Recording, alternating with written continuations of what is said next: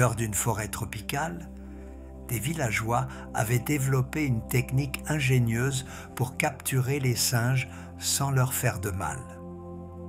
Ils perçaient un trou dans une noix de coco, juste assez large pour qu'une main de singe puisse s'y glisser, mais pas assez pour qu'elle en ressorte fermée. À l'intérieur, ils plaçaient quelques graines savoureuses. Le singe, attiré par l'odeur, glissait sa main dans l'ouverture et saisissait les graines. Mais dès qu'il refermait le poing, sa main se trouvait prisonnière. Pour retrouver sa liberté, il lui suffisait d'ouvrir la main et de lâcher les graines. Pourtant, la plupart des singes préféraient rester captifs plutôt que de renoncer à leur prise. Un voyageur observant cette scène demanda à un sage local « Pourquoi ces animaux si intelligents ne comprennent-ils pas qu'ils doivent simplement ouvrir la main ?» Le sage sourit doucement. « Regarde autour de toi, mon ami. Combien d'humains restent prisonniers de leur propre poing fermé? Combien s'accrochent si fort à ce qu'ils croient posséder qu'ils perdent leur liberté de mouvement? Le singe, au moins, ne se crée pas d'histoire sur la nécessité de ces chaînes. Cette parabole révèle une vérité que notre époque peine à reconnaître.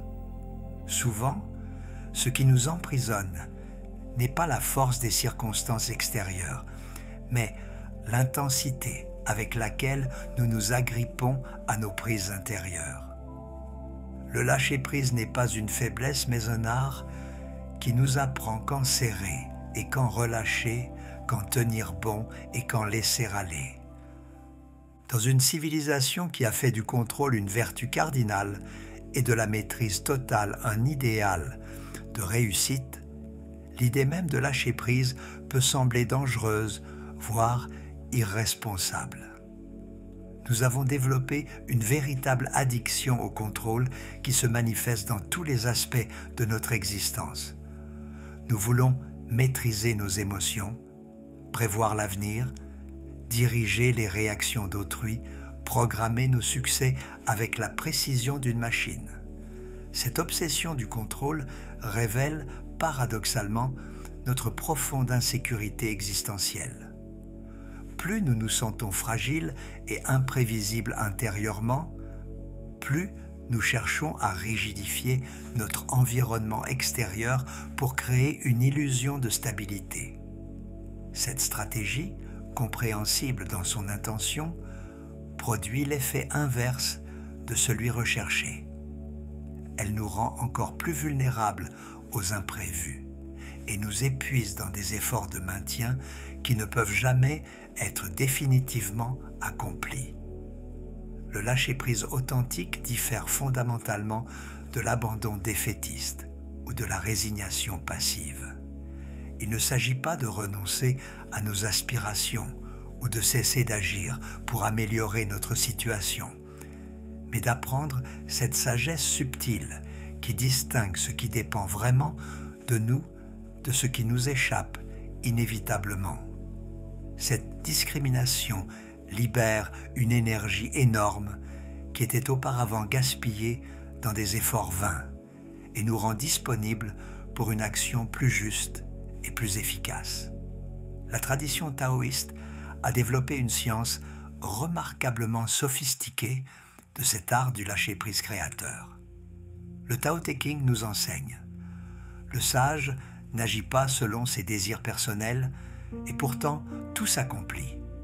Il ne s'attache pas aux résultats et pourtant rien ne manque.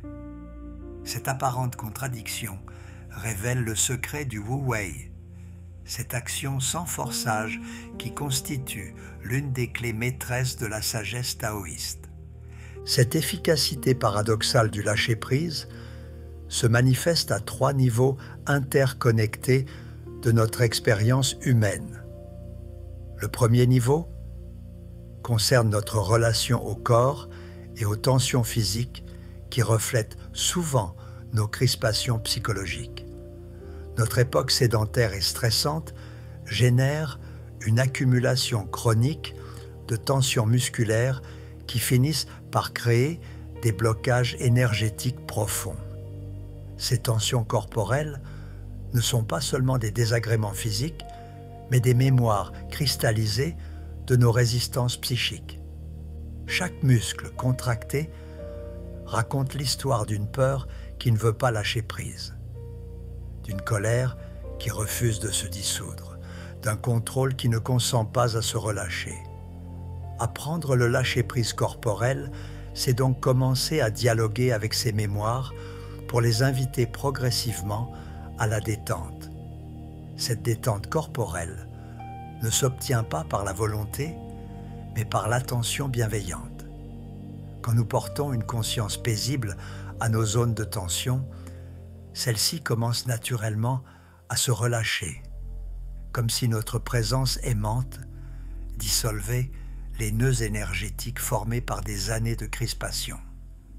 Cette découverte révèle l'un des secrets du lâcher-prise. Il opère plus par accueil que par effort, plus par amour que par volonté.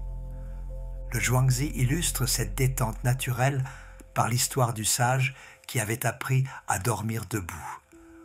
Mon corps est comme un arbre sec, mon cœur comme de la cendre froide. Ma vraie connaissance ne dépend pas de raisonnement, car mon esprit ne s'agite plus. Vide et paisible, je ne sais même plus qui je suis.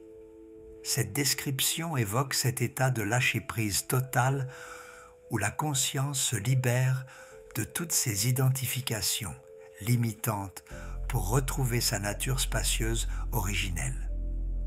Le deuxième niveau du lâcher-prise concerne notre relation aux émotions et aux états intérieurs. Notre culture de la performance émotionnelle nous a habitués à vouloir contrôler nos sentiments comme nous contrôlons nos actions. Nous nous épuisons à chasser les émotions désagréables et à maintenir artificiellement les états positifs, créant une forme de tyrannie intérieure qui nous coupe de notre spontanéité naturelle. Le lâcher-prise émotionnel nous apprend une approche radicalement différente. Au lieu de lutter contre nos émotions difficiles ou de nous identifier totalement à elles, nous développons cette capacité d'être avec elles sans être elles. Cette présence témoin transforme notre rapport à tous nos états intérieurs. Nous cessons d'être les victimes de nos humeurs pour devenir les espaces conscients qui peuvent les accueillir temporairement. Cette transformation libère une énergie considérable qui était auparavant consommée dans la résistance émotionnelle. Nos émotions, même les plus difficiles, retrouvent leur fonction naturelle d'information et de mouvement énergétique. Au lieu de stagner en nous parce que nous les refusons ou de nous submerger parce que nous nous y identifions, elles peuvent circuler librement et accomplir leur rôle de guides intérieurs. Le Liezi raconte l'histoire d'un homme qui avait appris à naviguer dans les tempêtes émotionnelles comme un marin expérimenté navigue dans les tempêtes océaniques. Il ne cherchait pas à calmer les vagues, mais à danser avec elles. Il ne résistait pas au vent, mais utilisait sa force pour avancer. Ainsi, même les émotions les plus violentes devenaient ses alliés pour atteindre le port de la sérénité. Cette métaphore révèle l'art subtil du lâcher-prise émotionnel. Il ne consiste pas à supprimer nos réactions affectives, mais à développer cette souplesse intérieure qui peut utiliser créativement toutes nos énergies, même celles qui nous semblent initialement dérangeantes ou destructrices. Le troisième niveau du lâcher-prise, peut-être le plus délicat, concerne notre relation aux résultats et aux projections futures. Notre mental a cette tendance naturelle à vouloir prévoir, planifier, garantir l'aboutissement de nos efforts selon nos attentes spécifiques.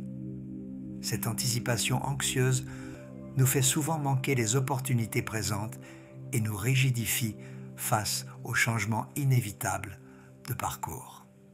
Le lâcher-prise mental ne nous demande pas de renoncer à nos aspirations, mais d'apprendre cette sagesse subtile qui sait maintenir une direction claire tout en restant ouvert aux modalités imprévisibles de sa réalisation. Cette ouverture créative permet souvent l'émergence de solutions et d'opportunités que notre mental contrôleur n'aurait jamais pu imaginer. Cette flexibilité créatrice révèle l'une des dimensions les plus belles du lâcher-prise. Il nous ouvre à la collaboration consciente avec cette intelligence créatrice qui opère constamment dans l'univers.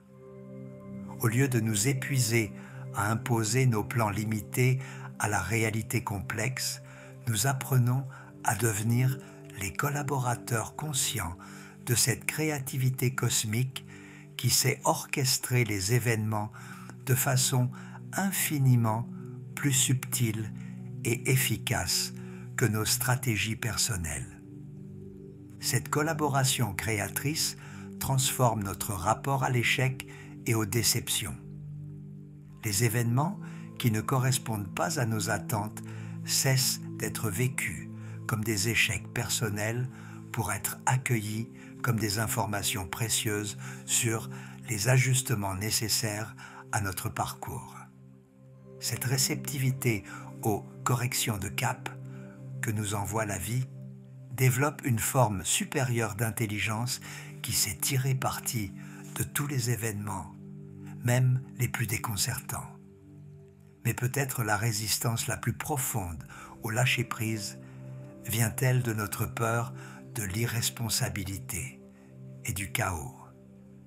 Nous avons souvent l'impression que relâcher notre contrôle équivaudrait à sombrer dans la négligence ou à perdre toute capacité d'influence sur notre existence.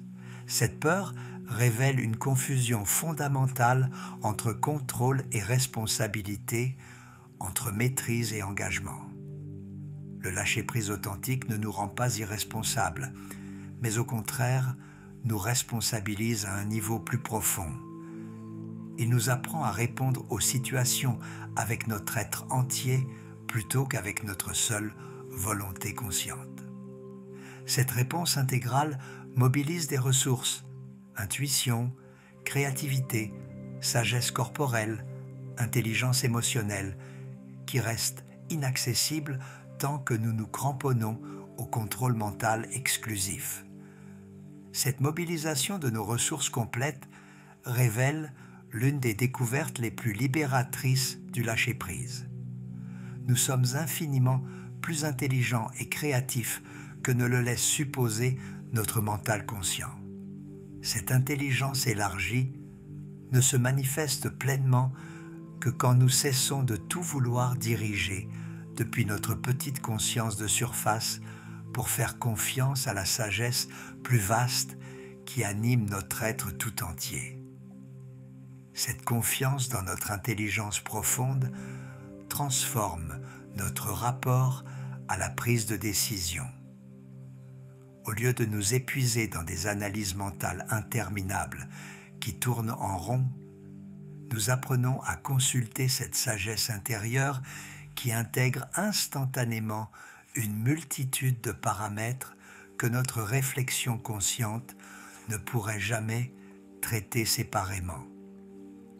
Cette sagesse intégrée s'exprime souvent par ce que nous appelons intuition, mais qui révèle en fait le fonctionnement naturel de notre intelligence quand elle n'est plus entravée par les crispations du contrôle. Cette intuition libérée ne nous trompe que rarement, car elle puise à des sources d'informations infiniment plus riches que celles accessibles à notre mental analytique. Dans nos relations aussi, le lâcher-prise révèle des transformations profondes. L'un des aspects les plus douloureux de nos liens avec les autres vient de cette tendance à vouloir qu'ils correspondent à nos attentes ou qu'ils évoluent selon nos désirs. Cette possessivité subtile, qu'elle concerne nos enfants, nos partenaires amoureux ou nos amis, crée des tensions relationnelles qui appauvrissent la qualité de nos échanges. Le lâcher-prise relationnel nous apprend l'art difficile d'aimer sans posséder, de soutenir sans étouffer, d'accompagner sans diriger. Cette transformation ne nous rend pas indifférents au bien-être d'autrui, mais nous permet au contraire de l'aider plus efficacement en respectant son rythme propre et sa sagesse intérieure. Le Mencius exprime cette sagesse relationnelle avec une justesse remarquable. Aider quelqu'un, c'est comme aider une plante à grandir. Si vous tirez sur les tiges pour accélérer la croissance, vous détruirez la plante. Si vous créez les bonnes conditions et laissez faire la nature, la croissance se fera d'elle-même. Cette métaphore horticole révèle que le véritable amour consiste souvent à lâcher prise sur nos envies d'intervention pour faire confiance au processus naturel de développement. Cette confiance relationnelle libère des dynamiques relationnelles d'une richesse insoupçonnée. Quand les autres se sentent vraiment libres d'être eux-mêmes en notre présence, ils révèlent des facettes de leur personnalité qui restaient cachées sous la pression de nos attentes.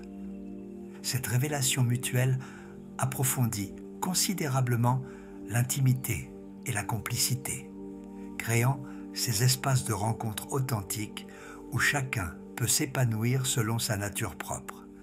Cette qualité relationnelle révèle l'une des dimensions les plus belles du lâcher-prise. Il transforme nos liens possessifs en espaces de liberté mutuelle où chacun peut exprimer le meilleur de lui-même. Cette transformation ne nous fait pas perdre nos proches, mais au contraire, nous permet de les découvrir dans leur vérité la plus authentique. Cultiver pratiquement le lâcher-prise demande un apprentissage progressif qui peut s'inspirer des techniques développées par les traditions contemplatives. L'une des approches les plus efficaces consiste à commencer par le lâcher-prise corporel, car le corps offre un terrain d'expérimentation immédiat et tangible. Une pratique fondamentale consiste à développer ce que l'on pourrait appeler la respiration du lâcher-prise. Cette technique simple mais profonde consiste à utiliser l'expiration comme un moment de relâchement conscient. À chaque expire, nous laissons partir non seulement l'air vicié, mais aussi les tensions, les préoccupations, les crispations qui se sont accumulées dans notre corps et notre esprit. Cette pratique respiratoire peut se raffiner progressivement. Inspirer en rassemblant consciemment toutes nos énergies dispersées, maintenir quelques instants cette unification, puis expirer en laissant aller tout ce qui n'est pas essentiel à cet instant précis.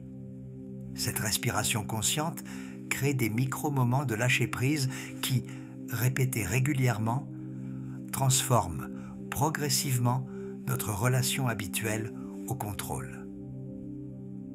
Une autre approche précieuse consiste à cultiver ce que les maîtres zen appellent l'esprit de débutant. Cette qualité de fraîcheur qui aborde chaque situation comme si elle était entièrement nouvelle, sans projeter sur elle nos expériences passées ou nos attentes futures. Cette fraîcheur perceptuelle ne peut naître que du lâcher-prise sur nos certitudes et nos habitudes mentales. Cette pratique de l'esprit neuf transforme notre rapport à tous nos défis quotidiens. Au lieu d'aborder chaque problème avec nos solutions toutes faites, nous apprenons à nous ouvrir à la nouveauté créatrice que contient chaque situation. Cette ouverture libère des possibilités d'action que notre mental habituel ne pourrait jamais concevoir, parce qu'il reste enfermé dans ses patterns familiers. Le Zhuangzi illustre cette créativité du lâcher-prise par l'histoire célèbre du boucher parfait. Ce que j'aime, c'est la voie du Tao qui dépasse la technique. Mon couteau n'a pas de lame épaisse et ce qui n'a pas d'épaisseur a de l'espace en abondance. C'est pourquoi, après 19 ans, ma lame est encore comme neuve. Cette parabole révèle le secret de l'efficacité née du lâcher-prise. Elle consiste à trouver ces espaces naturels dans chaque situation, ces points de moindre résistance où notre action peut s'insérer harmonieusement, sans violence ni gaspillage d'énergie. Cette sensibilité aux intervalles naturels ne peut se développer que quand nous relâchons suffisamment notre volonté de contrôle pour percevoir les mouvements subtils de la réalité. Cette sensibilité révèle l'art du bon timing qui caractérise toute action née du lâcher-prise. Au lieu d'agir selon nos urgences subjectives ou nos calendriers arbitraires, nous apprenons à sentir ces moments privilégiés où notre intervention sera la plus bénéfique et la moins coûteuse énergétiquement. Cette synchronisation avec les rythmes naturels transforme notre efficacité tout en préservant notre sérénité. Dans le domaine émotionnel, le lâcher-prise révèle des transformations encore plus spectaculaires.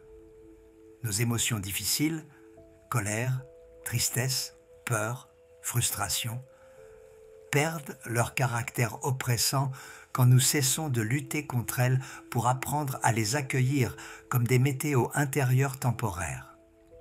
Cette acceptation ne signifie pas résignation, mais reconnaissance de leur nature transitoire et de leur fonction informationnelle. Cette transformation de notre rapport aux émotions libère une créativité émotionnelle insoupçonnée. Au lieu de subir passivement nos états affectifs ou de les refouler par discipline, nous découvrons que nous pouvons danser créativement avec eux. Une tristesse accueillie sans résistance peut se transformer en compassion. Une colère traversée consciemment peut révéler une énergie créatrice puissante. Une peur regardée en face peut devenir sagesse et prudence. Cette alchimie émotionnelle révèle que nos émotions ne sont pas nos ennemis, mais nos alliés potentiels, à condition de savoir les accueillir avec la bonne qualité de conscience. Cette découverte transforme radicalement notre équilibre psychologique.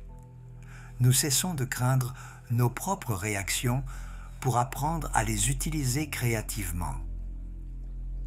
Le niveau le plus subtil du lâcher-prise concerne notre relation aux résultats et aux projections futures. Cette dimension révèle peut-être notre attachement le plus profond et le plus difficile à relâcher. L'illusion que notre bonheur dépend de l'accomplissement de nos plans selon nos modalités préférées.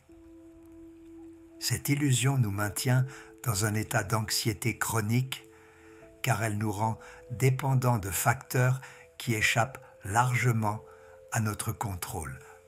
Le lâcher-prise sur les résultats ne nous demande pas de renoncer à nos aspirations, mais d'apprendre cette confiance créatrice qui sait que nos intentions profondes trouveront toujours une voie d'accomplissement, même si celle-ci diffère de nos projections initiales. Cette confiance libère une forme d'action particulièrement puissante, parce qu'elle n'est plus entravée par l'angoisse de l'échec. Quand nous agissons sans nous cramponner aux résultats, nous pouvons investir toute notre énergie dans la qualité de notre engagement présent plutôt que dans l'inquiétude sur l'avenir. Cette présence totale à l'action transforme souvent radicalement son efficacité. Le maître taoïste Zhang Sanfeng, légendaire créateur du Tai Chi, enseignait à ses disciples cette maxime fondamentale. Agis avec toute ton énergie, puis lâche prise sur les fruits de ton action. C'est dans cette alternance entre engagement total et détachement serein que naît la vraie maîtrise. Cette alternance entre engagement et détachement révèle le rythme fondamental de toute action équilibrée. Elle nous libère de cette fatigue chronique qui naît de l'attachement anxieux au résultat pour nous ouvrir à cette joie de l'action pure qui trouve sa récompense dans sa propre qualité plutôt que dans ses conséquences extérieures. Cette joie de l'action détachée transforme notre rapport au travail et à l'effort.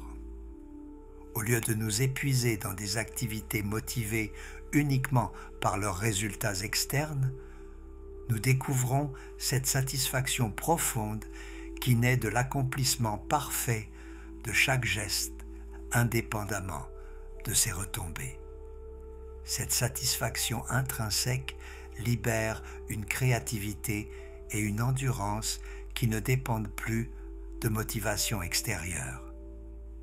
Mais le lâcher-prise révèle peut-être sa dimension la plus profonde dans ces moments où nous sommes contraints de relâcher nos prises par les circonstances elles-mêmes.